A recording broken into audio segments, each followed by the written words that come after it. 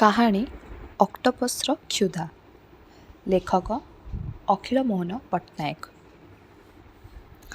ଯେତେବେଳେ ସକାଳେ ଡୋଗ୍ରାର ସମସ୍ତ କର୍ମଚଞ୍ଚଳ ଜନତା ସହରର କେନ୍ଦ୍ରବିନ୍ଦୁ ବା ଅନ୍ୟାନ୍ୟ କାର୍ଯ୍ୟସ୍ଥଳୀକୁ ବ୍ୟସ୍ତ ହୋଇ ଛୁଟିବାକୁ ଆରମ୍ଭ କରନ୍ତି, ସେତେବେଳେ ଦେଖାଯାଏ ଧାରା ଶ୍ରାବଣର ଝିପିଝିପି ବର୍ଷା ସତ୍ତ୍ୱେ ମଧ୍ୟ ଜଣେ 50-77 ବୃଦ୍ଧ ଓ ଜଣେ 7-8 ବର୍ଷର ବାଳକ ଗୋଟିଏ ଛତା ତଳେ ହାତରେ 2ଟି ବଂଶୀ ଖଡ଼ା ଧରି ରାସ୍ତା ଉପରେ ପାଣି ଚବର ଚବର କରି ଚାଲିଛନ୍ତି ଜନତାର ବିପରୀତ ଦିଗରେ। ସେମାନଙ୍କର ଏହି ନିବିଡ଼ ବନ୍ଧୁତା ସମ୍ପର୍କରେ ସମଗ୍ର ସହରଟି ବିଦିତ ଥିବାରୁ ଏହାକୁ କେହି ଆଶ୍ଚର୍ଯ୍ୟ ମଣନ୍ତି ନାହିଁ। ସମସ୍ତେ ୟା ମଧ୍ୟ ଜାଣନ୍ତି ସେମାନେ ବେଶୀ ଦୂର ଯିବେ ନାହିଁ। କେବଳ ଏହି କ୍ଷୁଦ୍ର ସହରର ଉପକଣ୍ଠରେ ଥିବା ପଦ୍ମ ପୋଖରୀ ପାଖରେ ପହଞ୍ଚି ତା'ର ହୁଡ଼ା ଉପରେ କାହିଁକୋ ଜେଜେପା ଅମଳରୁ ଠିଆ ହୋଇ ରହିଥିବା ବୁଢ଼ା ବରଗଛର ଲମ୍ବି ଆସିଥିବା ସିଓ ଉପରେ ସେମାନଙ୍କର ଆସ୍ଥାନ ଜମେଇ ନେବେ। ସେମାନଙ୍କର ଗତି ବିଧି ଓ କାର୍ଯ୍ୟକଳାପରେ କୌଣସି ବ୍ୟସ୍ତତା ବା ଉତ୍କଣ୍ଠା ଲେଶ ମାତ୍ର ନଥାଏ। କାରଣ ଗଫୁର ଅନେକ ଆଗରୁ ମାଛ ମାରିବାର 2ଟି ଅପରିହାର୍ଯ୍ୟ ଗୋପନ ସତ୍ୟ ପ୍ରକାଶ କରି ସାରିଥାଏ। ଗୋଟିଏ ହେଲା ଅଖଣ୍ଡ ନୀରବତା ଅବଲମ୍ବନ କରିବା ଓ ଅନ୍ୟଟି ହେଲା ସବୁ କାମ ଧୀର ମନ୍ଥର ଭାବରେ କରାଯିବା ଉଚିତ। ସେ ପୁଣି କହେ କୋଠି ପଢ଼ିଥିଲା, କିଛି କାମ ତରବରରେ କରିବା ଅର୍ଥ ଶଇତାନ ଚକ୍କରରେ ପଡ଼ିବା। ତେଣୁ ସେମାନଙ୍କର ସମସ୍ତ ଆୟୋଜନର ଆରମ୍ଭ କରିବାକୁ ପଡ଼େ ଆସ୍ତେ ଆସ୍ତେ ସହି ସମ୍ଭାଳି। ପୋଖରୀ ପାଖରେ ପହଞ୍ଚି ସାରି ସେଦିନର ପାଣିପାଗ ଯଦି ଅନୁମତି ଦିଏ, ତାହେଲେ ସମସ୍ତେ ଛତାଟିକୁ ଆନୁଷ୍ଠାନିକ ଭାବରେ ବନ୍ଦ କରାଯାଏ ଓ ବନ୍ଧୁ ଟମ୍ ବାବୁ ତତ୍କ୍ଷଣାତ୍ ଛତାଟିକୁ ଗଫୁର ମିଆଁ ହାତରୁ ନେଇ ବରଗଛରୁ ଓହଳି ଆସିଥିବା ଅସଂଖ୍ୟ ଓହଳ ଭିତରୁ ଗୋଟିକରେ ସୁବିଧା ଜାଗା ଦେଖି ତାକୁ ଅଟକବନ୍ଦୀ କରିବାକୁ ପଡ଼େ। ଟମ୍ ବାବୁ ଏହି କାର୍ଯ୍ୟଟି କରିବା ହେତୁ ଏହି ଯେ ପାଣିପାଗର ଆକସ୍ମିକ ପରିବର୍ତ୍ତନ ହେଲେ ଏ କାର୍ଯ୍ୟଟିଏ କରିବାର ହେତୁ ଏହି ଯେ ପାଣିପାଗର ଆକସ୍ମିକ ପରିବର୍ତ୍ତନ ହେଲେ ଯେତେବେଳେ ଗଫୁର ତେରଣ୍ଡା ଉପରେ ମନୋନିବେଶ କରି ବସିଥିବେ, ସେତେବେଳେ ଟମ୍ ବାବୁ ଯେପରି ତା'ର ହାତ ପାହାନ୍ତାରେ ଥିବା ଛତାଟିକୁ ପୁନର୍ବାର ଉଦ୍ଧାର କରି ଗଫୁରକୁ ସାହାଯ୍ୟ କରିପାରେ। ନୂଆ ନୂଆ ଟମ୍ ବାବୁକୁ ଗଫୁରର ସମସ୍ତ ନିର୍ଦ୍ଦେଶକୁ ଅପେକ୍ଷା କରିବାକୁ ପଡ଼ୁଥିଲା, କିନ୍ତୁ ଆଜିକାଲି ଆଉ ତା'ର ପ୍ରୟୋଜନ ପଡ଼େ ନାହିଁ। ପୋଖରୀ କୂଳରେ ପହଞ୍ଚି ଓଦା ଜାଗା ଦେଖି ସାଙ୍ଗେ ସାଙ୍ଗେ ଟମ୍ ବାବୁ ଜିଆ ଖୋଳିବାକୁ ଆରମ୍ଭ କରି ଦିଅନ୍ତି ଓ ମୃତ୍ତିକାର ବିଭିନ୍ନ ସ୍ତରକୁ ଆତ୍ମପ୍ରକାଶ କରୁଥିବା ଜିଆମାନଙ୍କୁ ଗୋଟିଏ ସଢ଼େଇରେ ସଂଗ୍ରହ କରିବାକୁ ଲାଗିପଡ଼ନ୍ତି। ଅତି ସରୁ ସରୁ ଜିଆମାନଙ୍କୁ ଛାଡ଼ିଦେବାକୁ ପଡ଼େ, କାରଣ ଦ୍ୱିବିଧ ସେମାନେ କଣ୍ଟାରେ କୁନ୍ଥା ହେଲା ବେଳେ ଅନେକ ଅସୁବିଧା ସୃଷ୍ଟି କରନ୍ତି ଓ ଆୟ ସ୍ୱୀକାର କରି ଗୁନ୍ଥା ହେଲେ ମଧ୍ୟ ସେମାନେ ପତଳା ହୋଇଥିବାରୁ ସେମାନଙ୍କର ତ୍ୱକର ଆବରଣ ଭେଦି ମାଛମାନେ ବନିଶୀ କଣ୍ଟାଟିର ସମ୍ବାଦ ପାଇ ତରକି ଯାଆନ୍ତି। ଆଉ ଥରେ ମାଛମାନେ ତରକି ଗଲେ କି ହୁରୁଡ଼ା ହୋଇଗଲେ ସେମାନଙ୍କୁ ବାଗକୁ ଆଣିବା ମୁସ୍କିଲ ହୋଇଯାଏ। ଅନ୍ୟ ଦିଗରେ ଖୁବ୍ ସ୍ଥୂଳକାୟ ଜିଆମାନଙ୍କୁ ମଧ୍ୟ ସଂଗ୍ରହ କରିବା ଅନୁଚିତ, କାରଣ ସେମାନେ କଣ୍ଟାରୁ ଖସି ଯାଇପାରନ୍ତି। ତେଣୁ ମାଛ ଜିଆ ପାଇଁ କଣ୍ଟା ଗିଳିବାର ସମ୍ଭାବନା ଅତ୍ୟନ୍ତ କ୍ଷୀଣ। ତେଣୁ ତୃତୀୟ ପନ୍ଥା ଅତି ସରୁ ନୁହେଁ ବା ଅତି ମୋଟା ନୁହଁ, ଜିଆମାନଙ୍କ ସଂଗ୍ରହ। ଏହି ଟମ୍ ବାବୁ ଯେତେବେଳେ ଖଣ୍ଡେ ହାଫ୍ ପ୍ୟାଣ୍ଟ ଓ ଖଣ୍ଡେ ଧଳା ହାଫ୍ ସାର୍ଟ ପିନ୍ଧି ଜିଆ ଆହରଣରେ ବ୍ୟସ୍ତ ଥାଏ, ସେତେବେଳେ ଗଫୁର ଚାଚା ତା'ର ଲୁଙ୍ଗିଟିକୁ ମଜବୁତ କରି ଅଣ୍ଟା ଉପରେ ଭିଡ଼ି ନେଇ ପାଣିକୁ ଚରେଇ ଫିଙ୍ଗୁ ଫିଙ୍ଗୁ ମଝିରେ ମଝିରେ ଆକାଶକୁ ଚାହିଁ ମନକୁ ମନ କହିଲା ପରି କହୁଥାଏ, ଆଜି ଖାଲି ଚୁନାଗୁଡ଼ାକ ଭାରି ହରକତ କରିବେ। ଏହା ଗତ 30 ବର୍ଷ ଧରି ଗ୍ରୀଷ୍ମ ଶୀତ ବର୍ଷା ନିର୍ବିଶେଷରେ ନିରବଚ୍ଛିନ୍ନ ଭାବରେ ପ୍ରତ୍ୟହ ମାଛ ମାରୁଥିବା ବ୍ୟକ୍ତିଙ୍କର ସିଦ୍ଧ ବଚନ, ଏହା ଅନ୍ୟଥା ହେବାର ନୁହେଁ। ଟମ୍ ବାବୁ ଜିଆ ଖୋଲୁ ଖୋଲୁ ଟିକିଏ ରହିଯାଏ, ମୁହଁ ଫେରାଇ ପଚାରେ, କହେ ଗଫୁର ଚାଚା। ଗଫୁର କହେ, ଦେଖୁନ ଟମ୍ ବାବୁ, ଏଇନେ ମେଘ ତ ଏଇନେ ଖରା, ଏ ପାଗରେ ଯେତେ ଚୁନା ଫୁଟି ମାଛ ସେମାନେ ସବୁ ଭେଳାଭେଳା ହେଇ ଉପରକୁ ଉଠିବେ, ଆଉ ବଡ଼ ମାଛ ସବୁ ଚାଲିଯିବେ ଗହେରୀ ପାଣିକୁ। କଥାଟାକୁ ମାନସିକ ପର୍ଯ୍ୟାୟରେ ଗ୍ରହଣ କରି ସାରି ଟମ୍ ବାବୁ ପୁଣି ଜିଆ ଖୋଜାରେ ମନ ଦିଏ। ୟା ପରେ ଗଫୁର ଆରମ୍ଭ କରେ ପାଣିର ଗଭୀରତା ମାପି ସୂତା ଉପରେ ମୟୂର ପକ୍ଷୀ ତେରାଣ୍ଡାର ସ୍ଥିତି ନିର୍ଣ୍ଣୟ କରିବା।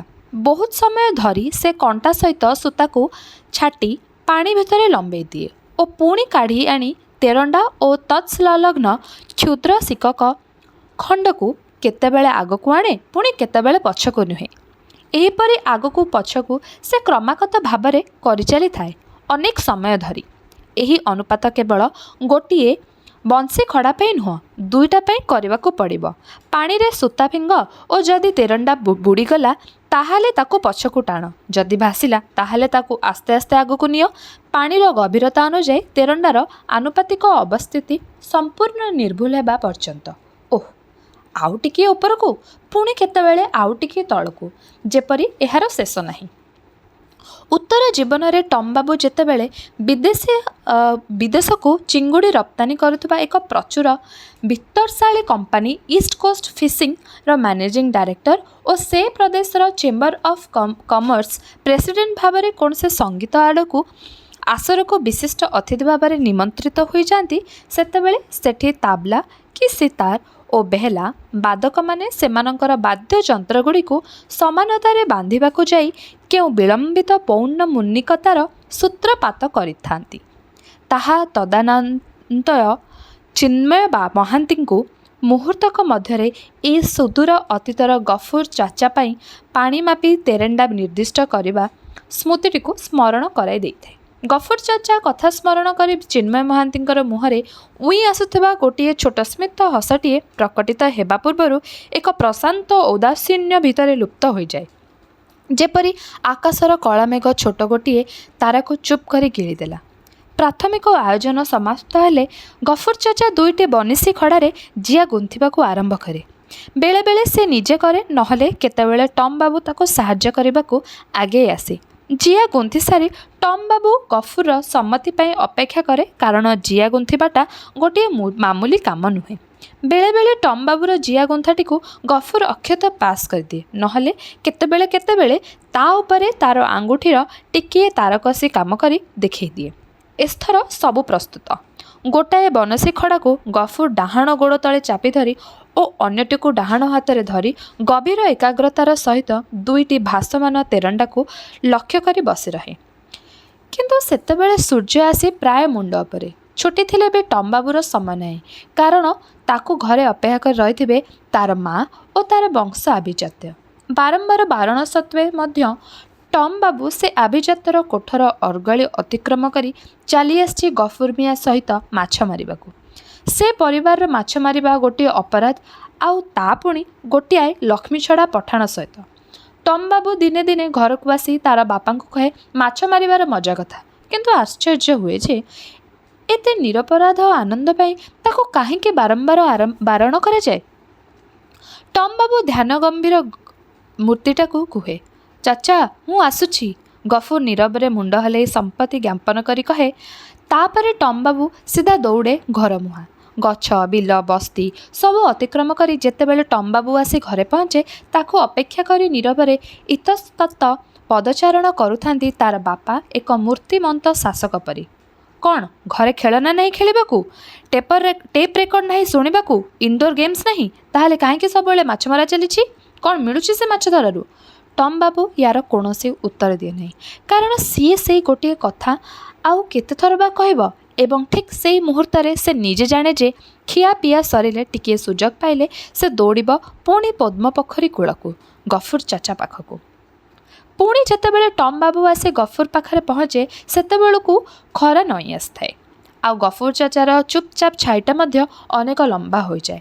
ଟମ୍ ବାବୁ ଆସି ଆଗ ଖେଳେଇବାକୁ ଯାଞ୍ଚ କରେ, କିନ୍ତୁ ଯାହା କିଛି ଚୁନାମାଛ ତା 200 କି 300 ଗ୍ରାମ ହେବ। କିନ୍ତୁ ସେଥିପାଇଁ ଗଫୁର ଚାଚାର ଦୁଃଖ ନାହିଁ। ଏତେ ଟିକେ ସେ ସେମିତି ବସି ରହିଛି। ଗଫୁରର ଏହି ନିର୍ଲିପ୍ତ, ନୀରବ, ଧ୍ୟାନଗମ୍ଭୀର ମୁଦ୍ରାଟିକୁ ଦେଖିବା ପାଇଁକୁ ଭଲ ଲାଗେ ଟମ୍ ବାବୁଙ୍କୁ।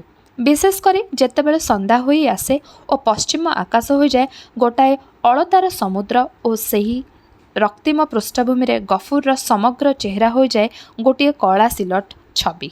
ଏପରିକି ତାର ଚିବୁକ ତଳକୁ ଓହଳି ଆସିଥିବା ଶ୍ୱେତ ଶ୍ମଶ୍ରୁଗୁଚ୍ଛ ପର୍ଯ୍ୟନ୍ତ କୃଷ୍ଣ ରଙ୍ଗରେ ରଞ୍ଜିତ ହୋଇ ଉଠେ, ଯାହାକି ସାମାନ୍ୟ ଅବ୍ୟବହିତ ପୂର୍ବରୁ ରେଖାଙ୍କିତ ହୋଇଥିଲା ଅସୂର୍ଯ୍ୟର କୋମଳ ଲୋହିତ କିରଣରେ, ଜାଫ୍ରାନର ଭ୍ରମ ସୃଷ୍ଟି କରି। ସବୁ ଚୁପଚାପ, ପାଣି ସବୁ ଯେମିତି ଜମାଟ ବାନ୍ଧି ଯାଇଛି। ପୃଥିବୀର ଅନ୍ୟ ଏକ ଦିନ ଅସ୍ତ ଯାଉଛି, କିନ୍ତୁ ଏ ଅଖଣ୍ଡ ନୀରବତା ଓ ସ୍ଥିତାବସ୍ଥାକୁ ମୁହୂର୍ତ୍ତକରେ ଫେରିଆସେ ପ୍ରାଣ ଚଞ୍ଚଳତା ଯେତେବେଳେ ଅନତି ଦୂରରେ ମସଜିଦର ଚୂଡ଼ାକୁ ମୁଜିଆନ ଗୁରୁ ଗମ୍ଭୀର ଧ୍ୱନି ତୁହାଇ ଆଜାନ ଡାକେ, ୟା ଆଲ୍ଲା ଓ ଆକବର। ସେ ଧ୍ୱନି ଗଫୁରର ଅତିକ୍ରମ କରି ଦିଗ୍ବଳୟକୁ ପ୍ରସରିଯାଏ। ଗଫୁର ଚାଚାର ମାଛମରାର ପର୍ବ ସେଦିନ ପାଇଁ ସମାପ୍ତ ହୁଏ ଓ ସେ କାଳ ବିଳମ୍ବ ନ କରି ମୁଣ୍ଡରେ ଖଣ୍ଡେ ରୁମାଲ ପକାଇ ଦେଇ ଜାନୁପାତ ପୂର୍ବକ ନମାଜ ପଢ଼େ, ଯାହାର ଏକମାତ୍ର ପ୍ରମାଣ ଗଫୁରର ଓଷ୍ଠର ନୀରବ ଅଥଚ ମୃଦୁ ସ୍ଫୁରଣ। ସେଦିନ ସେମାନଙ୍କର ବୟସ ଥିଲା 60। ଗଫୁର ଗୋଟିଏ ଦିନ ହଜିଗଲା ଓ ହେଇପାରେ ଟମ୍ ବାବୁ ପାଇଁ ଆଉ ଗୋଟିଏ ଦିନ ଆସିବାର ସଙ୍କେତ। ଦିନେ ଦିନେ ସମୟ ସୁଯୋଗ ଯଦି ତାହେଲେ ଟମ୍ ବାବୁ ଗଫୁର ଚାଚା ପାଦତଳୁ ବଂଶୀ ଖଡ଼ାଟିଏ ଟାଣି ନେଇ ବସେ। ସେ ଖଡ଼ାଟାରେ ଗୋଟାଏ ମସ୍ତ ବଡ଼ କଣ୍ଟା, 3-4 ସେରିଆ ରୋହି, ଭାକୁର ବା ବାଳିଆ ଧରିବା ପାଇଁ। ଟମ୍ ବାବୁର ତେରାଣ୍ଡାର ଖାଲି ଅସଂଖ୍ୟ କମ୍ପନ ସୃଷ୍ଟି ହୁଏ ଓ ଖୋପରେ ଦେଖାଯାଏ ଯେ ସଫରୀ ବା ତତ୍ତୁଲ୍ୟ ବା ତଦ୍ ନିକୃଷ୍ଟ ମାଛମାନେ ଜିଆଟିକୁ ଖୁମ୍ପି ଖୁମ୍ପି ନିଶେଷ କରି ପଳାୟନ କରିଛନ୍ତି। କିନ୍ତୁ ଗଫୁର ଚାଚାର ବଂଶୀ ଖଡ଼ାରେ ବାରମ୍ବାର ଉତ୍ତୋଳିତ ହେଉଥାନ୍ତି କେତେବେଳେ ରଜତଶୁଭ୍ର କେରାଣ୍ଡି ମାଛ ଓ କେତେବେଳେ ମୁଗୁନି ପଥର ପରି ଘୋର କୃଷ୍ଣବର୍ଣ୍ଣର ମାଗୁର, ରତା ଓ ଚେଙ୍ଗ ପ୍ରଭୃତି ମାଛ। ବିତସ୍ପୃହ ଟମ୍ ବାବୁଙ୍କ ଉତ୍ସାହ ଦେବା ପାଇଁ ଗଫୁର ଚାଚା କୁହେ, ସବ୍ କିସ୍ମତ ବାବୁ, ସବ୍ କିସ୍ମତ। କିନ୍ତୁ ୟାଦ ରଖ ଟମ୍ ବାବୁ, ଦିନେ ନା ଦିନେ ଗୋଟେ ଏମିତି ମାଛ ଧରିବ ଯେ ସହର ସାରା ଲୋକେ ମାଛଟାକୁ ଦେଖିବା ପାଇଁ ଆସି ଜମା ହୋଇଯିବେ। ଟମ୍ ବାବୁର କଳ୍ପନାପ୍ରବଣ ମାନସପଟରେ ସେହି ସୌଦିନ ଦୃଶ୍ୟ ଭାସି ଉଠେ। ହଁ, ଜରୁର ଦିନେ ନା ଦିନେ ତାର ହେବ ଗୋଟାଏ ମାଛ ପରି ମାଛ, ଆଉ ସେଦିନର ଗୌରବରେ ତ ଟମ୍ ବାବୁ ପୂରାପୂରି 8 ପଣ ଭାଗିଦାର। ସେଦିନ ସେହି ହାତକୁ ନ ଆସିଥିବା ବଡ଼ ମାଛ କଥାବାର୍ତ୍ତା ହେଇ ହେଇ ପାଦ ଗଣି ଗଣି ଘରକୁ ଫେରୁଥିଲେ ଗଫୁର ଆଉ ଟମ୍ ବାବୁ। ଯଦି ହଠାତ୍ ଟମ୍ ବାବୁ ବନଶୀ ଖଡ଼ା କରିଥିବା ବେଳେ ସେ ମାଛଟା ଥୋପକିଲେ ତାହେଲେ କ'ଣ କରାଯିବ? ଅସୁବିଧା ବା କ'ଣ? ପାଖରେ ତ ଗଫୁର ଚାଚା ଥିବେ, ସେ କ'ଣ ମାଛଟାକୁ ଆଉ ଆୟତ୍ତ କରିପାରିବେ ନାହିଁ? ମାଛ ଲାଗୁନାହିଁ ସିଏ କିସ୍ମତ କି କଥା, କିନ୍ତୁ ମାଛ ଥୋପକିଲେ ଗଫୁର ହାତରୁ ଖସିଯାଏ ନାହିଁ କେବେ। ଆଜି ନାହିଁ, କିନ୍ତୁ ଦିନେ ତ ପୁଣି ଗଫୁର ଚାଚାର ହ୍ୱିଲ୍ ବଂଶୀ ଥିଲା, ଆଉ ସେଥିରେ କେଡ଼େ ବଡ଼ ବଡ଼ ମାଛ ଲାଗିଛନ୍ତି। ଗଫୁର ସୂତା ଛାଡ଼ିଛି, ନୌଶଳା କେତେ ସୂତା ନେଉଛି, ପୁଣି ତାକୁ ଶେଷରେ ଖେଳେଇ ଖେଳେଇ କୂଳକୁ ଆଣି କାବୁ କରିଛି। 6 ସେରିଆ ଭାକୁର। ଗୋଟାଏ ମାଛକୁ ଖେଳାଇ ଖେଳାଇ କୂଳକୁ ଆଣିବାକୁ ଗଫୁରକୁ ଲାଗିଛି ବଜାର 3 ଘଣ୍ଟା। କଥା ଶୁଣୁ ଶୁଣୁ ଟମ୍ ବାବୁର ଆଖି ବଡ଼ ବଡ଼ ହୋଇଯାଇଛି। ଅନେକ ପଇସା ଥିବ ଗଫୁର ଚାଚାର। ଜୀବନରେ କେତେ ନା କେତେ ରୋହି, ଭାକୁର ମାଛ ମାରିଛି ଗଫୁର ଚାଚା। ମାଛର ଖେଳାଇ ଧରି ଲମ୍ବା ଗଫୁର ସହିତ ଫେରୁଥାଏ ଟମ୍ ବାବୁ। କୋଠି କୋଠି ଗୋଟାଏ 2ଟା ଆଲୁଅ ଜଳି ଉଠିଲାଣି। ଏମିତି ଫେରିଲା ବେଳେ ଗଫୁର ଅନେକ ଥର କହିଛି, ଟମ୍ ବାବୁ, ବଢ଼ିଆ ମଞ୍ଜି କଣ୍ଟିଆ ପତିରି, ଆଜି 2ଟା ଘରକୁ ନେଇଯାଅ, ମାଛ ପେଟରେ ମଞ୍ଜି ଖୁନ୍ଦି ହୋଇଛି ଖାଲି। ଟମ୍ ବାବୁ କଳ୍ପନା କରିପାରି ନାହିଁ ଯେ ସେ ଗଫୁରର ମାଛ ଖେଳାଇ ମାଛ ନେଇ ଘରକୁ ଆସି କହିବ ଯେ ଗଫୁର ଚାଚା ଆମ ଘରକୁ ମାଛ ପଠାଇଛି। ଟମ୍ ବାବୁ ନିଜେ ବୁଝିପାରେ ନାହିଁ ତାଙ୍କ ଘରେ ଅଭାବଟା କେଉଁଠି, ଯାହା ପାଇଁ ଜଣେ ଲୋକର ସାମାନ୍ୟ ଉପହାର ମଧ୍ୟ ଗ୍ରହଣ କରାଯାଇପାରେ ନାହିଁ। ଟମ୍ ବାବୁ ଆତଙ୍କିତ ହେଇ ଉଠି କହେ, ନାହିଁ, ଥାଉ ଗଫୁର ଚାଚା, ରାତିରେ ଆମ ଘରେ ମାଛ ହୁଏ ନାହିଁ। ଗଫୁର ଘର ପାଖରେ ଟମ୍ ବାବୁ ମାଛ ଖେଳାଇବାକୁ ବାରଣ୍ଡାରେ ଥୋଇଦିଏ। କେବେ କେବେ ଟିକିଏ ସମୟ ଅବଶିଷ୍ଟ ଥାଏ, ଆଉ ଟିକିଏ ପରେ ଟମ୍ ବାବୁ ଘରକୁ ଫେରିଲେ ଚଳିବ। ଗଫୁର ପାଖ ଦୋକାନରୁ ଟିକିଏ ଚା ଆଣି ମୁହଁରେ ଲଗାଏ। ଟମ୍ ବାବୁ କହେ, ଚଚା, ତମର ଆଉ କିଏ ସବୁ ଅଛନ୍ତି? ଗଫୁର ହସେ, ମଳିଚିଆ ହସ କୁହେ, ମେରା କୋଇ ନେହିଁ ହେ ଟମ୍ ବାବୁ, ତମର କ'ଣ କେହି ନାହାନ୍ତି? ସଂକ୍ଷିପ୍ତ ଉତ୍ତର ଦିଏ ଗଫୁର, ନା, କେହି ନାହିଁ।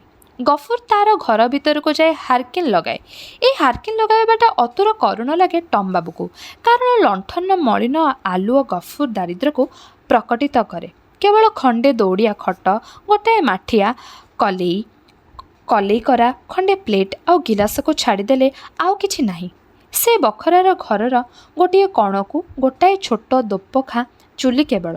ଥରେ ପଚାରିଲା ଟମ୍ ବାବୁ, ତମର ଗଫୁର ଚାଚା ଆଉ କିଛି ଜିନିଷ ନାହିଁ? ଗଫୁର ବି ସେଦିନ ସେହିପରି ଉଦାସୀନ ଭଙ୍ଗୀରେ ଜବାବ ଦେଇଥିଲା, ମେରା କୁଛ ନେହିଁ ହେ, ମେ ଫକୀର ହୁଁ। ସେଦିନ ଅନେକ ଦୁଃଖ ପାଇ ଘରକୁ ଫେରିଥିଲା ଟମ୍ ବାବୁ। ଗଫୁର ପାଇଁ ମଧ୍ୟ ପ୍ରଚୁର ସହାନୁଭୂତି ହୋଇଥିଲା ତାର ଶିଶୁ ମନରେ। ଆହା, ବିଚରାର କିଛି ନାହିଁ। ସେଥିପାଇଁ ତାକୁ ଖରା ବର୍ଷା ଶୀତରେ ପ୍ରତିଦିନ ମାଛ ମାରିବାକୁ ଯିବାକୁ ପଡ଼ୁଛି। ଅଥଚ ଟମ୍ବାବୁର ଘରେ ତ ଏତେ ଆସବାବପତ୍ର, ଏତେ ଲୁଗାପଟା ଓ ଏତେ କ୍ରୋକରୀ କଟଲେଟ୍ର ସମ୍ଭାର। ସମୟ ବହି ଚାଲିଛି। ନିଦାଘ ଗ୍ରୀଷ୍ମରେ, ପ୍ରଚଣ୍ଡ ଶୀତରେ ଓ ମଳୟିତ ବସନ୍ତରେ ଦୁଇ ବଧୂଙ୍କର ଏକତ୍ର ମାଛ ମାରିବାର ସମୟ ମଧ୍ୟ ସଂକ୍ଷିପ୍ତ ହୋଇ ଆସୁଛି। ପାଠ୍ୟପୁସ୍ତକର ଚାପରେ, ସମାଜର ଅନୁଶାସନ ଦାବିରେ, ସର୍ବୋପରି ଟମ୍ବାବୁଙ୍କର ପରିବାରର ନିଷେଧାଜ୍ଞାରେ ଟମ୍ବାବୁଙ୍କର ବନ୍ଧୁ ବିଳାସ ଅତି ନିଷ୍ଠୁର ଭାବରେ ବିଡ଼ମ୍ବିତ ହୋଇଛି। ଟମ୍ବାବୁ, ଗଫୁର ମିଆଁ। ଏ ସତ୍ୟ ଗଫୁର ବୁଝିଥିଲେ ମଧ୍ୟ ଟମ୍ବାବୁକୁ ବୁଝିବାକୁ ସମୟ ଲାଗିଥିଲା। ଆଉ ତା ଛଡ଼ା ବର୍ତ୍ତମାନ ଟମ୍ବାବୁ ଆଉ ଟମ୍ବାବୁ ହେଇ ନାହିଁ। ସେ ଧୀରେ ଧୀରେ ଚିନ୍ମୟରେ ରୂପାନ୍ତରିତ ହୋଇଯାଇଛି। ତା ନହେଲେ ତାକୁ ଚିନ୍ମୟ ନାଁରେ ସମସ୍ତେ ଡାକୁଥାନ୍ତେ କାହିଁକି? ସ୍କୁଲର ଉପସ୍ଥାପନା ବହିରେ ତା ନାଁ ଚିନ୍ମୟ ମହାନ୍ତି ଲେଖା ହୋଇଥାନ୍ତା କାହିଁକି? ତମ ନାଁ ଚିନ୍ମୟ ନା? ମୋତେ ଚିନ୍ମୟ ନାଁଟା ଭାରି ଚମତ୍କାର ଲାଗେ। କିନ୍ତୁ ଏ ସମସ୍ତ ସତ୍ତ୍ୱେ ମଧ୍ୟ ଚିନ୍ମୟ ମଝିରେ ମଝିରେ ରବିବାର ବା ଅନ୍ୟ କୌଣସି ଛୁଟି ଦିନ ଦେଖି ଚାଲିଆସେ ଗଫୁର ମିଆଁ ପାଖକୁ, ଗଫୁର ମିଆଁ ଫକୀର ପାଖକୁ। ଗଫୁର ମିଆଁ ଫକୀର, ବାଃ, ତାର କେହି ନାହିଁ, ତାର କିଛି ନାହିଁ, ତାର କିଛି ଜରୁରତ ନାହିଁ, ଆଉ ସେଇଥିପାଇଁ ତାର କିଛି ଜଞ୍ଜାଳ ନାହିଁ। ଖାଲି ତା ପାଇଁ ଏକା ଅଛି ଆଲ୍ଲା।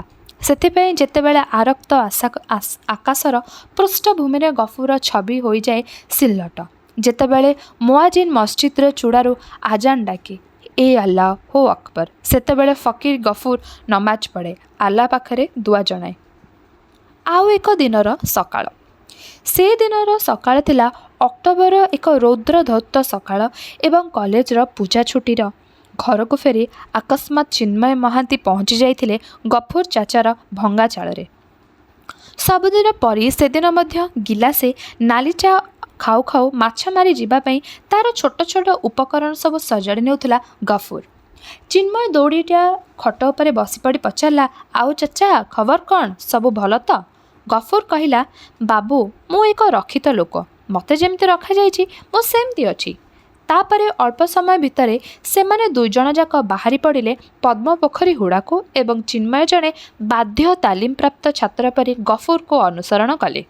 ସେଦିନ ମଧ୍ୟ ଶିକ୍ଷା ଶିବିରରେ ଅର୍ଥାତ୍ ପଦ୍ମପୋଖରୀ ହୁଡ଼ାରେ ଚିନ୍ମୟକୁ ମୌନବ୍ରତ ନାମକ କଠୋର ତପସ୍ୟା ଆଚରଣ କରିବାକୁ ପଡ଼ିଥିଲା। କିନ୍ତୁ ସେଦିନ ଗଫୁର ଚାଚା ବନିଶୀରେ ମାଛ ଉଠିଥିଲେ ଫଟାଫଟ। ସୂତା ଛାଟୁ ଛାଟୁ ତେରଣ୍ଡା ଉପରକୁ ଉଠିଛି କି ନାହିଁ ଆରମ୍ଭ ହୋଇଗଲା ଖୁମ୍ପିବା ଆଉ ଗୋଟିଏ ଝଟକାରେ ମାଛ। ଖାଲି ଚୁନା ମାଛ ନୁହେଁ, ଉଠିଛନ୍ତି ପୋହଳା, ପୋବାତ ଆଉ ଚାଖଣ୍ଡେ ଲମ୍ବର ମଞ୍ଜି କଣ୍ଟିଆ। ଚିନ୍ମୟର ଉତ୍ସାହର ସୀମା ନାହିଁ।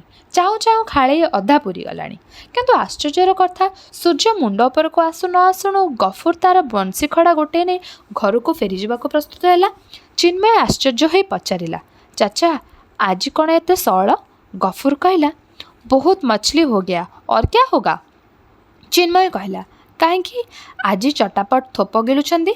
ବେଶୀ ମାଛ ମାରିଲେ ବଜାରରେ ବିକ୍ରି କରିଦେବା। ଗଫୁର ସାମାନ୍ୟ ଆଶ୍ଚର୍ଯ୍ୟ ହୋଇ ଚିନ୍ମୟକୁ ଚାହିଁଲା ଆଉ କହିଲା, ବିକ୍ରି କରିବି? କାହିଁକି? ଚିନ୍ମୟ ବି ଆଶ୍ଚର୍ଯ୍ୟ ହେଲା, କହିଲା, ତମେ କ'ଣ କହୁଛ ମୁଁ କିଛି ବୁଝିପାରୁନାହିଁ ଗଫୁର ଚାଚା। କାହିଁକି ଲୋକେ ବିକ୍ରି କରନ୍ତି? କାହିଁକି ବଜାରରେ ଏତେ ବିକ୍ରିବାଟା ଲାଗିଛି? ପଇସା ପାଇଁ। ପଇସା ପାଇବ। ଗଫୁର ବେଶ୍ ନିରୀକ୍ଷଣ କରି ଚିନ୍ମୟକୁ ଅନାଇଲା ଥରେ, ଆଉ ତାପରେ ପରେ କିଛିଟା ସ୍ୱର୍ଗତ ଓ କିଛିଟା ପ୍ରକାଶ୍ୟ ଭାବରେ କହିଲା, ଫକୀରର ପଇସା କ'ଣ ହେବ ବାବୁ? ଜରୁରତ ନାହିଁ। ଗଫୁର ଚାଚାର ଗାଲ ଉପରେ ପିନ୍ କଟା ପରି ଧଳା ଧଳା ଚୂଳ ଉଠିଥିଲା ଓ ସୂର୍ଯ୍ୟର ବିପରୀତ ଦିଗରେ ଥାଇ ମଧ୍ୟ ତା'ର ମୁହଁ ଉପରେ ଅସଂଖ୍ୟ କୁଟିଳ ରେଖାଜରାରେ ସ୍ପଷ୍ଟ ସୂଚନା ଦେଉଥିଲା, ଏଇ ଜରାଗ୍ରସ୍ତ ଦରିଦ୍ର ଫକୀରର ପ୍ରଚଣ୍ଡ ଆସ୍ପର୍ଦ୍ଧା। ଚିନ୍ମୟ ପ୍ରଚଣ୍ଡ ଭାବରେ ଉତ୍ତେଜିତ ହୋଇ ଉଠିଲା। ସେ ଏକା ନିଶ୍ୱାସରେ କହିଚାଲିଲା, ପଇସା କ'ଣ ହେବ? ତମର ଓଳିକି ଖାଇବାକୁ ନାହିଁ, ଦିହରେ କନା ନାହିଁ, ପଇସା କ'ଣ ହେବ? ପଇସା ହେଲେ ଆଉ କ'ଣ ଜିନିଷ କିଣିପାରିବ? ଆହୁରି ଭଲ ଖାଇପାରିବ। ଖରା ବର୍ଷା ଶୀତ ତମକୁ ବଂଶୀ ଖଡ଼ା ଧରି ମାଛ ଧରିବା ପାଇଁ ଆସିବାକୁ ପଡ଼ିବ ନାହିଁ। ତମେ ଆରାମରେ ରହିବ, ସୁଖରେ ରହିବ। ଏକ ନିଶ୍ୱାସ କରେ ସବୁତକ କହିସାରି ଚିନ୍ମୟ ନୀରବ ହୋଇଗଲା। ଗଫୁରକୁ ଚିନ୍ମୟର ଉତ୍ତେଜନା ସାମାନ୍ୟତମ ପରିମାଣରେ ମଧ୍ୟ ସଂକ୍ରମିତ କରିପାରି ନଥିଲା। ସେ ସେମିତି ମନକୁ ବିଡ଼ବିଡ଼ ହେଲା ପରି କହିଲା, ଏତେ ଆରାମରେ ସୁଖରେ ରହିବାକୁ ଏତେ ତକଲିଫ କରିବାକୁ ହେବ କାହିଁକି? ମୁଁ ତ ଏଇନେ ବେଶ ଆରାମରେ ଅଛି। ଟମ୍ ବାବୁ ହମ୍ ଗୋଲାମ ହାଏ। टॉम हमको जैसे रखा गया है हम वैसे ही हम ऐसे हैं। ସେଦିନ ଚିନ୍ମୟ ଗଫୁର ଚାଚାର ଏ ସରଳ ଅଥଳ ପ୍ରହେଳିକାପୂର୍ଣ୍ଣ ବକ୍ତବ୍ୟ ଠିକ୍ ହୃଦୟଙ୍ଗମ କରିପାରୁନଥିଲେ ମଧ୍ୟ ସେ ବୁଝିଥିଲା ଯେ କଥାଟାକୁ ପୂରାପୂରି ହସି ଉଡ଼େଇ ଦେବାକୁ ହେବ ନାହିଁ। ସେଦିନ ପଦ୍ମପୋଖରୀରୁ ଫେରିଲା ବେଳେ କଥାଟା ମୋଡ଼ ବଦଳାଇ ଦେବା ପାଇଁ ଚିନ୍ମୟ ପ୍ରଶ୍ନ କଲା, ଆଉ ଗଫୁର ଚାଚା, ତମର ସେ ବିରାଟ ମାଛଟାକୁ ଧରିବାକୁ ଚେଷ୍ଟା କେତେ ଦୂର ଗଲା? ଗଫୁର ଚାଚାର ଉତ୍ସାହ ସେହିପରି ଦ୍ୱିଗୁଣିତ ହୋଇଗଲା। ହଠାତ୍ କହିଲା, ଟମ୍ ବାବୁ, ତମେ ତ ଆଉ ଏଠି ରହୁନାହ, କିନ୍ତୁ ଯୋଠି ଥାଅ ଶୁଣିବ। ଗଫୁର ମରିବା ପୂର୍ବରୁ ସେ 6 ସେରିଆ ରୋହିଟାକୁ ଥୋପ କଳେ କାତ୍ କରିଛି। ସୂର୍ଯ୍ୟ ଠିକ୍ ମୁଣ୍ଡ ଉପରେ। ଆଉ ସେତିକିବେଳେ ବସ୍ତି ଭିତରେ ଗଫୁର ଆଉ ଚିନ୍ମୟ ଜିଜା ଘରକୁ ବାଟକୁ ଭାଙ୍ଗିଲେ। ଗଲାବେଳେ କେବଳ ଚିନ୍ମୟ କହିଲା, ଚଚା ଗଲି, ମୁଁ କାଲି ସକାଳୁ ଚାଲିଯିବି, ଆଉ ଦେଖା ହେବ ନାହିଁ। ତେବେ ଆରଥରକୁ ତମ ପାଇଁ ଗୋଟାଏ ସିଙ୍ଗାପୁର କେନ୍ର ଫିଲ୍ ବଂଶୀ ଆଣିବି। ତାହେଲେ ସେଇ 6 ସେରିଆ ରୋହିଟାକୁ ଖେଳେଇ ଖେଳି କିନାରାକୁ ଆଣିବାକୁ ସୁବିଧା ହେବ। ଗଫୁର ଏତକ କଥା ଶୁଣିପାରିଥିଲା କି ନାହିଁ କେହି କହିପାରିବ ନାହିଁ। ତାର ଘର ଆଡ଼କୁ ମୁହଁ ଫେରିଲା ବେଳେ ତାର ଚିରାଚରିତ ଭଙ୍ଗୀରେ ଉଚ୍ଚାରଣ କରିଥିଲା, ଆଲ୍ଲା ତେରା ଭଲା କରେ। ଚିନ୍ମୟ ପୁଣି ଥରେ ଫେରିଲା ବେଳେ ସିଙ୍ଗାପୁର କେନର ବଂଶୀ ଖଡ଼ା ଆଣିଥିଲା। କିନ୍ତୁ ସେତେବେଳକୁ ଗଫୁର ଖାଁ ଆଲ୍ଲାର ସେଇ ଚିର ଆନନ୍ଦମୟ ଦେଶକୁ ଚାଲି ଯାଇଥିଲା, ଯେଉଁଠାରୁ କେହି କେବେ ଫେରେ ନାହିଁ। ଚିନ୍ମୟ ଯାଇଥିଲା ଗଫୁରର ଘରକୁ, କିନ୍ତୁ ତାର ସେଦିନ କେହି ନଥିବା, କିଛି ନଥିବା ଘରୁ ଚାଳଟା ଭୁଷୁଡ଼ି ପଡ଼ି ମାଡ଼ି ବସିଥିଲା ଘରଟାକୁ। ସେ ଧ୍ୱଂସ ସ୍ତୂପ ପାଖରେ ବସି ବସି ସେ କିଛି ସମୟ ପାଇଁ ଗଫୁର ଚଚାର ମୃତ୍ୟୁ ଶୋଭାଯାତ୍ରାକୁ ଆଉ ଥରେ ପୁନର୍ନିର୍ମାଣ କରୁଥିଲା। ସେଦିନ ମାଛ ମାରି ଫେରିଲା ବେଳକୁ ଗଫୁର ଚାଚା ତାର ଦୌଡ଼ି ବୁଢ଼ା ଖଟିଆ ଉପରେ ବସୁ ନ ବସୁଣୁ ବୋଧହୁଏ ଟଳି ପଡ଼ିଥିବ। ଯେମିତି ଅକସ୍ମାତ୍ ବିନା କଷ୍ଟରେ ପାଚିଲା ଆମ୍ବ ବୃନ୍ତଚ୍ୟୁତ ହୁଏ। ଆଉ ତାପରେ କିଛି ମୁସଲମାନ ମୁଣ୍ଡରେ କିଛି ଧଳା ଟୋପି ପିନ୍ଧି ଜାନୁପାତି ନମାଜ ପଢ଼ିଥିବେ ଫକୀରର ମୃତ୍ୟୁରେ ଶେଷକୃତ୍ୟ ପାଇଁ। ତାପରେ ଶୁଭ୍ର ବସ୍ତ୍ର ଆଚ୍ଛାଦିତ କଫିନ୍ର କାନ୍ଧେଇ ଚାଲିଥିବ ଗୋଟିଏ ଅତି ଛୋଟର ଶୋଭାଯାତ୍ରା କବରଖାନା ପର୍ଯ୍ୟନ୍ତ, ଅତି ସଂକ୍ଷିପ୍ତ। ଗଫୁର ଚାଚାର ମୃତ୍ୟୁ ଥିଲା ମୋଟାମୋଟି ଭାବେ ଚିନ୍ମୟ ଜୀବନର ଅୟମ୍ଭାରମ୍ଭ ମାତ୍ର। ସେ ଭିତରେ ସେହି ସହରର ନୁହେଁ, ଗାଁ ନୁହେଁ, ଡୋଗ୍ରା ନିକଟରେ ଖରସ୍ରୋତା ବଂଶଧାରା ନଈରେ କେତେ ପାଣି ବହିଗଲାଣି। ଚିନ୍ମୟ ଜୀବନ ସଂଗ୍ରାମର ପ୍ରାଣମୂର୍ଚ୍ଛା ଲଢ଼େଇ କରିଛି। ତା ନହେଲେ ଇଷ୍ଟକୋଷ୍ଟ ଫିସିଂ କମ୍ପାନୀ ପରି ବୁନିଆଦୀ କମ୍ପାନୀର ମ୍ୟାନେଜିଂ ଡାଇରେକ୍ଟର ପଦବୀ ଏତେ ସହସାଧ୍ୟ ନୁହେଁ। ତାହାର ନିଜ ଅଜାଣତରେ ସେ ତାର ନିଜ ଚାରିପଟେ ଗୋଟାଏ ବିରାଟ କର୍ମୀ କଲୋନୀ ତିଆରି କରି ସେ ନିଜେ ବସି ରହିଛି ରାଣୀ ମଧୁମିକ୍ଷା ପରି ତାର କେନ୍ଦ୍ରବିନ୍ଦୁରେ। ସକାଳ 8ଟାରୁ ସନ୍ଧ୍ୟା 6ଟା ପର୍ଯ୍ୟନ୍ତ ନିଶ୍ୱାସ ନେବାକୁ ସମୟ ନାହିଁ ଚିନ୍ମୟର। ଏଇନା ଷ୍ଟେସନରୁ ଲଙ୍ଗ ଡିଷ୍ଟାନ୍ସ କଲ୍ ତ, ଆଉ ମିନିଟକ ପରେ ଜାପାନ ଇମ୍ପୋର୍ଟରସ୍ ପାଖରୁ 2 ପୃଷ୍ଠାରେ ଟେଲକସ୍ ମେସେଜ। ଏଇ ମାସର କ୍ୟାଚ୍ କେତେ? ଆନ୍ତର୍ଜାତିକ ପ୍ରନ୍ ଚାହିଦା ବଢ଼ିଲା ନା କମିଲା? ଇଣ୍ଡଷ୍ଟ୍ରିଜ୍ ଉପରେ କୃତ୍ରିମ ପ୍ରନ୍ ପ୍ରୟୋଜନ ସ୍କିମ୍ କେତେ ବାଟ ଗଲା? ସେୟାର ମାର୍କେଟରେ ଆଜି ଡିଭିଡେଣ୍ଡ କେତେ? ଅସୁମାରୀ ପ୍ରଶ୍ନର ଜବାବ ଠିକ୍ କରି ରଖିବାକୁ ହେବ ଚିନ୍ମୟକୁ। ଯେମିତି ସିଏ ନିଜେ ଗୋଟାଏ କମ୍ପ୍ୟୁଟର ଟେବୁଲ ଉପରେ ଥୁଆ ହୋଇଥିବା 6-7ଟା ରଙ୍ଗ ବେରଙ୍ଗର ଟେଲିଫୋନ୍ ପରି ସିଏ ଗୋଟାଏ ମେସିନ୍। ଖାଲି ସେତିକି ନୁହେଁ, ଚିନ୍ମୟକୁ ମାସର ଅଧା ସମୟ କଟେଇବାକୁ ପଡ଼େ ଭାରତବର୍ଷ ବାହାରେ। ଏୟାରପୋର୍ଟ ଲାଉଞ୍ଜ ଗଢ଼ି ଚାଲିଛି ଚିନ୍ମୟ ଯନ୍ତ୍ରଚାଳିତ ପରି। ଏହି ଅବସରରେ ଇଷ୍ଟକୋଷ୍ଟ ଫିସିଂ କମ୍ପାନୀ ଲାଭର ଗ୍ରାଫ୍ ଶିଖରରୁ ଶିଖରକୁ ବଢ଼ି ଚାଲିଛି। ଚିନ୍ମୟ ତାର ଶୀତତାପ ନିୟନ୍ତ୍ରିତ କାଚଘରା ଘରେ ବସି ରହିଛି ରାଣୀ ମଧୁମକ୍ଷିକା ପରି। ତାର ମେହଗାନୀ କାଠର ଭାରୀ ଫ୍ରେମ୍ ଦେଇ କାଚର କବାଟ ଖୋଲି କେହି ପଶି ଆସିଲେ ତା ସହିତ ପଶି ଆସେ ଗୁଡ଼ାଏ ଶବ୍ଦ, ଇଲେକ୍ଟ୍ରିକ୍ ଟାଇପ୍ ରାଇଟରର ଶବ୍ଦ, ଟେଲିପ୍ରିଣ୍ଟିଂର ଶବ୍ଦ, ଟେଲକସ୍ର ଶବ୍ଦ ଓ ବାହାରେ ପ୍ରଚଣ୍ଡ ଗତିରେ ପ୍ରବାହିତ ଟ୍ରାଫିକ୍ର ଶବ୍ଦ। ତା ପୁଣି ମୁହୂର୍ତ୍ତକ ପାଇଁ। କବାଟ ବନ୍ଦ ହୋଇଗଲେ ସବୁ ଶବ୍ଦର ଅବସାନ ସେ ଯେପରି ପୃଥିବୀର ଚଳମାନ ନିତ୍ୟ ପ୍ରବୃତ୍ତ ଘଟଣାଠାରୁ ନିଜକୁ ବିଚ୍ଛିନ୍ନ ରଖି ତା ପାଇଁ ତିଆରି କରିଛି ଏ କାଚର ଦ୍ୱୀପ, ଯାହା ଭିତରକୁ ଆଲୋକ, ବାୟୁ ଓ କୋଳାହଳ ପ୍ରବେଶ ନିଷେଧ। କେବଳ ଏୟାର କଣ୍ଡିସନର, ମଧ୍ୟରାତିର ଝିଙ୍କାରି ପରି ଏକଟଣା ଝିଁ ଶବ୍ଦ। ପାୱାର ଫେଲୁଅର ହେତୁ ସେ ଶବ୍ଦଟା ବନ୍ଦ ହୋଇଗଲେ ଚିନ୍ମୟର ମନେ ହୁଏ ଯେପରି କେଉଁଠି କିଛି ଗୋଟାଏ ଗୁରୁତର ଅଘଟଣା ଘଟିଗଲା, ଯେପରି ପୃଥିବୀର ତାର ନିଜ କକ୍ଷରେ ଘୁରୁଥିବା ବନ୍ଦ ହୋଇଗଲା। ଆତଙ୍କିତ ହୋଇଉଠେ ଚିନ୍ମୟ। କିଏ ଜାଣେ ଏହିସବୁ ଅଘଟଣ ହେତୁ କାଲି ତାର କମ୍ପ୍ୟୁଟର ଘୋଷଣା ହୋଇପାରେ ଇଷ୍ଟକୋଷ୍ଟ ଫିସିଂ କମ୍ପାନୀର ଲାଭର ଗ୍ରାଫ୍ ଦ୍ରୁତଗତିରେ ତଳକୁ ତଳକୁ ଆସୁଛି। ଚିନ୍ମୟ ଯନ୍ତ୍ର ହୋଇଯାଇଛି। ଅଫିସରୁ ଗାଡ଼ି, ଗାଡ଼ିରୁ ଏୟାରପୋର୍ଟ, ଏୟାରପୋର୍ଟରୁ ଗାଡ଼ି ଓ ଗାଡ଼ିରୁ କନଫରେନ୍ସ ହଲ୍ ଓ ସେଠି ବିଜନେସ୍ ଲଞ୍ଚ, 2ଟା ସାଣ୍ଡୱିଚ୍, କପେ କଫି, ପୁଣି ଗାଡ଼ିରୁ ଏୟାରପୋର୍ଟ, ଏୟାରପୋର୍ଟରୁ ଘରେ ପହଞ୍ଚିଲା ବେଳକୁ ହୁଏତ ଚିନ୍ମୟ ଶୁଣିଛି ତା'ର ସ୍ତ୍ରୀ କହୁଛି, ଧରନ୍ତୁ ଧରନ୍ତୁ, ବୋଧହୁଏ ବର୍ତ୍ତମାନ ଆସିଲେ। ତଳୁ ଗାଡ଼ି ଶବ୍ଦ ଶୁଣିଛି। ତାପରେ ଚିନ୍ମୟ ସିଧା ଟେଲିଫୋନ୍ ପାଖକୁ। Yes, Chinmay speaking. ଚିନ୍ମୟର ଶୀତତାପ ନିୟନ୍ତ୍ରିତ କୋଠରୀ ଭିତରେ ହଜିଯାଏ ବସନ୍ତ ଗ୍ରୀଷ୍ମର ବର୍ଷା ଆଉ ଶୀତ।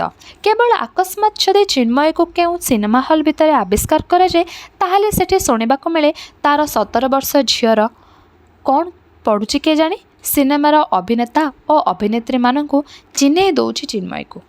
ସେଦିନ ଅନ୍ୟ ସବୁ ପରି ଚିନ୍ମୟ ବସି ରହିଥିଲା ତା'ର ଶୀତତାପ ନିୟନ୍ତ୍ରିତ କାଚର କୋଠରୀ ଭିତରେ। ଗୋଟାଏ ଉଡ଼ନ୍ତା ଡ୍ରେପ୍ର ଦେଇ ସେ ଦେଖିପାରୁଥିଲା ବାହାରେ ପୌଷର ଖରା। ସାମାନ୍ୟ ଉଦାସୀନ ହୋଇ ଉଠିଥିଲା ଚିନ୍ମୟ। ଆଜି କେତେ ତାରିଖ? ତା'ର ମଣିବନ୍ଧର ଅଟୋମେଟିକ୍ ଘଣ୍ଟାଏ ମଧ୍ୟ ଆଜି ଭୁଲ ଆସିଛି ଯେ। କ୍ୟାଲେଣ୍ଡରକୁ ଅନାଇଲା ଓ ଆଜିକି ପ୍ରାୟ 10 ମାସ ଧରି ଭୁଲି ଯାଇଥିବା କ୍ୟାଲେଣ୍ଡର ଉପରେ ଆଜି ପ୍ରଥମ ଥର ପାଇଁ ଆଖି ପଡ଼ିଲା ଚିନ୍ମୟର। ଆର୍ଟ ପେପରରେ ଛପାଯାଇଥିବା ଦାମୀ କ୍ୟାଲେଣ୍ଡର ଉପରେ ଜୁମା ମସଜିଦ୍ ଓ ଜୁମା ମସଜିଦ୍ର ଗମ୍ବୁଜ ଉପରେ ଅଳସରେ ପରଝାଡ଼ି ବସିଥିବା ପାରାବତ ଯୁଗଳମାନଙ୍କର ଛବି। ପୌଷର ଏହି ଉଷ୍ମ ରୌଦ୍ରରେ ସେମାନଙ୍କର ଅଳସ ଆକରଣ ବକମ୍ ବକମ୍ ଗୁଞ୍ଜରଣ ଯେପରି ଶୁଣିବାକୁ ପାଇଲା ଚିନ୍ମୟ। ଠିକ୍ ଏହି ସମୟରେ ଟେଲିଫୋନ୍ ବାଜି ଉଠିଲା।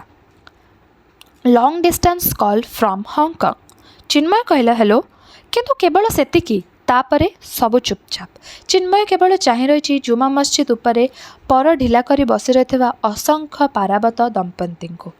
ହଠାତ୍ ସେହିପରି ଚିନ୍ମୟର ବାକ୍ ଶକ୍ତି ରୁଦ୍ଧ ହୋଇଗଲା। ସେ ସାଧାରଣ ଭାବରେ ନିଶ୍ୱାସ ଗ୍ରହଣ କରିପାରୁନାହିଁ କାହିଁକି? ହଠାତ୍ କାହିଁକି ଯେପରି ଏୟାର କଣ୍ଡିସନ୍ ପ୍ଲାଣ୍ଟଟା ବନ୍ଦ ହୋଇଗଲା ପରା। କିନ୍ତୁ ଚିନ୍ମୟ ଜାଣେ ତା ଭିତରେ ଶ୍ୱାସରୁଦ୍ଧ ହୋଇ ଯାଉଥିବା ଟମ୍ ବାବୁଟି ହଠାତ୍ ବାହାରି ପଡ଼ି କୌଣସି ଟ୍ରେନ୍ ବା ପ୍ଲେନ୍ ସାହାଯ୍ୟ ନ ନେଇ ପହଞ୍ଚି ଯାଇ ସାରିଥିଲା ଗଫୁର ଚଚା ଭଙ୍ଗା ଚାଳଘର ପାଖରେ। ସେଠୁ ଟମ୍ ବାବୁ ରାସ୍ତା ଉପରେ ପାଣି ଚବର ଚବର କରି ମୁହାଁଇଥିଲା ପଦ୍ମ ପୋଖରୀ ଆଡ଼େ। ପଦ୍ମ ପୋଖରୀ ପାଣି କି ଶୀତଳ! ପାଣି ଉପରେ ପୌଷର ଖରା ଯେମିତି ସମୁଦାୟ ପୋଖରୀଟିକୁ ଗୋଟାଏ ବିପୁଳାୟତନ ଦର୍ପଣରେ ପରିବର୍ତ୍ତନ କରିଦେଇଛି। ପଦ୍ମପତ୍ର ଉପରେ ଏ କ'ଣ ସବୁ ଢଳଢଳ ହେଉଛି? ତରଳ ମରକତ ନା ସ୍ଫଟିକ? ତାରି ଉପରେ ସୂର୍ଯ୍ୟର କିରଣ ପଡ଼ି ପ୍ରତିବିମ୍ବିତ ହୋଇ ଫେରି ଆସୁଛି ଉଜ୍ଜ୍ୱଳତର ହୋଇ। ସେଇ ବରଗଛର ଗୋଟାଏ ସିଓ ଉପରେ ହାତରେ ଗୋଟାଏ ଓହଳ ଧରି ଗଭୀର ଆତ୍ମବିଶ୍ୱାସର ସହିତ ଠିଆ ହେଲା ଟମ୍ ବାବୁ। ସେ ଯେପରି ଖର୍ବ ନେପୋଲିୟନ ଖର୍ବତମ ସଂସ୍କରଣ। ଓ ତାପରେ ସେ ହଠାତ୍ ମାଛମାନଙ୍କୁ ଉଦ୍ଦେଶ୍ୟ କରି କହିଲା, ହେ ମାଛମାନେ, ତମେମାନେ ନିର୍ଭୟରେ କ୍ରୀଡ଼ା କରିପାର। ଗଫୁର ଚାଚା ଯାଇଛି ଆଲ୍ଲାଙ୍କ ପାଖକୁ, ଯେଉଁଠାରୁ ସେ ଆଉ ଫେରିବ ନାହିଁ। ହେ ବଡ଼ ମାଛମାନେ, ତମେମାନେ ମୁକ୍ତ। ତମକୁ ପ୍ରଲୁବ୍ଧ କରିବାର ଗଫୁର ଚାଚା ବଡ଼ କଣ୍ଟା ଆଉ ପାଣି ଭିତରେ ଝୁଲି ରହିବ ନାହିଁ। ତାପରେ ମନକୁ ମନ ବଡ଼ ପାଟିରେ ହସି ଉଠିଲା ଟମ୍ ବାବୁ ଓ ଅନେକ ଦିନ ଧରି ଏମିତି ଖୋଲା ହସ ସେ ହସି ପାରି ନାହିଁ, ଯାହାର ଶବ୍ଦ ତରଙ୍ଗ ଦୂରରୁ ଦୂରକୁ ଭାସି ଆସି ଯାଇ ଚକ୍ରବାଳର ଲୀନ ହୋଇଯାଏ। ତାପରେ ଟମ୍ ବାବୁ ହାତ ହଲେଇ ନାଚିବାକୁ ଆରମ୍ଭ କଲା ପୋଖରୀର କୂଳେ କୂଳେ। କି ଖୁସି, କି ଆନନ୍ଦ ଏମିତି ଖାକି ପ୍ୟାଣ୍ଟ ଆଉ ଧଳା ହାଫ୍ ସାର୍ଟ ପିନ୍ଧି ନାଚିବାରେ। ଗଫୁର ଚାଚାର କେହି ନଥିବା, କିଛି ନଥିବା ଓ କିଛି ପ୍ରୟୋଜନ ନଥିବାର ଦେଶରେ। ଟମ୍ ବାବୁର ମନେ ହେଉଛି ଯେପରି ସେ ଅମରାବତୀର ସ୍ୱଚ୍ଛ ଶୀତଳ ମନ୍ଦାକିନୀ ଧାରରେ ଅବଗାହନ କରୁଛି, ଯେଉଁଠି ସମସ୍ତ କାମନା ପାଇବାର ଆଶା ଓ ଯନ୍ତ୍ରଣାର ସମାପ୍ତି ହୁଏ। ଆହୁରି ଅନେକ ସମୟ ଧରି ଟମ୍ ବାବୁ ସେହି ଦିବାଲୋକରେ ଅବଗାହନ କରିଥାନ୍ତା ଯଦି ସୂର୍ଯ୍ୟ ସବୁଦିନ ପରି ପଶ୍ଚିମ ଆକାଶରେ ଅସ୍ତ ଯିବା ପ୍ରସ୍ତୁତି ଆରମ୍ଭ କରିନଥାନ୍ତେ। ଅନେକ ସୂର୍ଯ୍ୟାସ୍ତର ସୂର୍ଯ୍ୟାସ୍ତ ଇଏ ଲଳିତ, କୋମଳ, ମଧୁର ଏକ ଅଗ୍ନିର କନ୍ଦୁକ ମହାଶୂନ୍ୟରେ ଝୁଲି ରହିଛି। ଆଉ ସେଇ କନ୍ଦୁକରୁ ବିଚ୍ଛୁରିତ ଆଲୋକରେ ପଶ୍ଚିମ ଆକାଶ ରକ୍ତରଞ୍ଜିତ। ଟମ୍ ବାବୁର ଇଚ୍ଛା ହେଲା ସେ ସୂର୍ଯ୍ୟଙ୍କୁ ମଧ୍ୟ ସମ୍ବୋଧନ କରି କହିବ, ସୂର୍ଯ୍ୟ, ତୁମେ ସ୍ତବ୍ଧ ହୁଅ। ଗଫୁର ଚାଚା ଏବେ ମଧ୍ୟ ନମାଜ ପଢ଼ିବା ପାଇଁ ପ୍ରସ୍ତୁତ ହୋଇନାହିଁ। କିନ୍ତୁ ନା, ସୂର୍ଯ୍ୟ ମାଛ ନୁହଁ। ତା'ର ଅନ୍ତିମ କିରଣରେ ମସଜିଦ୍ର ଗମ୍ବୁଜ ସବୁ ଜଳି ଉଠନ୍ତି। ତେଣୁ ସୂର୍ଯ୍ୟଙ୍କୁ ତାଙ୍କର କର୍ତ୍ତବ୍ୟ କରିବାକୁ ଦିଆଯାଉ। କିନ୍ତୁ କେହି ନ ଭାବୁ ସୂର୍ଯ୍ୟଙ୍କୁ ଆକାଶରେ ବିଳମ୍ବିତ କରି ଝୁଲାଇ ରଖିବା ପାଇଁ ଟମ୍ ବାବୁର ଶକ୍ତିର ଅଭାବ। ଟମ୍ ବାବୁ ଆଜି ସର୍ବଶକ୍ତିମାନ। ସେ ଆଜି କେହି ନଥିବା, କିଛି ନଥିବା ଓ କିଛି ଜରୁରତ ନଥିବା ଫକୀର ଚାଚାର ଦେଶର ପରିବ୍ରାଜକ। ସନ୍ଧ୍ୟା ଆସନ୍ନ। ସେହିପରି ଆଜି ମଧ୍ୟ ମସଜିଦ ଉପରୁ ମୁଆଜିନ ଆଜାନ ଡାକ ଦେଲା, ଆଲ୍ଲାହ ଆକବର, ଆଲ୍ଲାହ ଆକବର। ଟମ୍ବାବୁ ଗଫୁର ଚାଚା ପରି ଜାନୁପାତି କିଛି ସମୟ ନୀରବରେ ବସି ରହିଲା। ଆଲ୍ଲାହକୁ କ'ଣ କେହି ଦୁଆ ଦେଉଥିଲା ଦିନ ଭିତରେ 5 ଥର? ସେଥିପାଇଁ ମୋର ଧାରଣା ତମେ ଗଫୁର ଚାଚା ଠାରୁ ମଧ୍ୟ ବଡ଼। ଭାରି ଭଲ ଲୋକ ଥିଲା ଗଫୁର ଚାଚା। ସେ କହୁଥିଲା ତୁମେ କୁଆଡ଼େ ତା'ର ରକ୍ଷକ। ସେ ଗୋଟାଏ ବଡ଼ ମାଛ ମାରିବାକୁ ଇଚ୍ଛା କରିଥିଲା, କିନ୍ତୁ ତା ପୂର୍ବରୁ ତୁମେ ତାକୁ ଡକାଇ ପଠେଇଲ। ସେଠି ତାକୁ ତିମି ମାଛ ପରି ଗୋଟାଏ ପ୍ରକାଣ୍ଡ ମାଛ ଧରେଇ ଦେବ। ତା'ର କେହି ନଥିଲେ, କିଛି ନଥିଲା, କିଛି ମଧ୍ୟ ଜରୁରତ ନଥିଲା। କିନ୍ତୁ ଆଲ୍ଲାହ ସେଠି ତାକୁ ଅନେକ ଲୋକ ଦିଅ। ମଣି, ମୁକ୍ତା, ବୈଦୁର୍ଯ୍ୟରେ ତା'ର ଶୂନ୍ୟ ଝୁଲି ପୂର୍ଣ୍ଣ କରିଦିଅ। ସେଦିନ ଟମ୍ବାବୁ ସେ କେହି ନଥିବା, କିଛି ପ୍ରୟୋଜନ ନଥିବା ଦେଶରୁ ଫେରିଥିଲା ଅନେକ ବିଳମ୍ବରେ, ଘୋର ଅନିଚ୍ଛା ସତ୍ତ୍ୱେ। କିନ୍ତୁ ବେଶୀ ଦିନ ନୁହଁ, ସେ ଖୁବ୍ ଶୀଘ୍ର ସେହି ଦେଶକୁ ଫେରିଆସିବ ସବୁଦିନ ରହିବା ପାଇଁ। ନର୍ସିଂହୋମରେ ଡାକ୍ତରମାନଙ୍କ ଅକ୍ଲାନ୍ତ ପରିଶ୍ରମ ଫଳରେ ଚିନ୍ମୟ ମହାନ୍ତିଙ୍କର ସଂଜ୍ଞା ଫେରିଥିଲା ଅନେକ ଡେରିରେ। ସନ୍ଧ୍ୟା ପରେ ପୃଥିବୀର ଅସଂଖ୍ୟ ମସଜିଦର ମୋଜିଆମାନେ ଆଜାନ ଡାକ ପାରିଲା ପରେ। ରହିଲି, ନମସ୍କାର।